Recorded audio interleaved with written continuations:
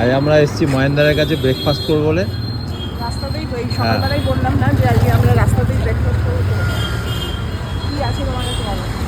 আমার কাছে তো একদম আপাতত ইডলি, উপমা, দই বড়া হবে। দই বড়া খাই, দই বড়া খাও। ইডলি খাবে না? আমি ইডলি খাবো না, তুমি খেলে খাও। না আমি খাবো। তো এই হলো সেই স্পেশাল দই বড়া যেটা আমরা খেতে খুব ভালোবাসি। রাজেশদার জন্য একটা প্যাক করে নিচ্ছি, হ্যাঁ, আমরা যাচ্ছি মগরা, রাজেশদাও খেতে পারবে।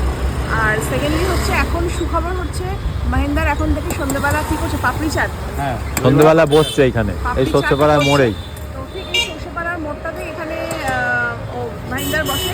তোমরা অবশ্যই দই বড়াটা ট্রাই করো, পাপড়ি চাটও আমি এসে খেয়ে যাবো একবার। কেমন? রাজেশদা প্রথমবার টেস্ট করছে, গুড মর্নিং। যদিও অনেকক্ষণ হয়ে গেল, আসলে আমরা তো টাটকা টাটকা দিয়েছে খেয়েছি। না না, ও টাটকা টাটকা কি আছে, ওটা ভালোই লাগে। মানে ওটা ভালো না? খুব ভালো বানায় দই খুব বড়া। ভালো বানায়, বড়াটা এত সফট বানায়, ভালো লাগলো।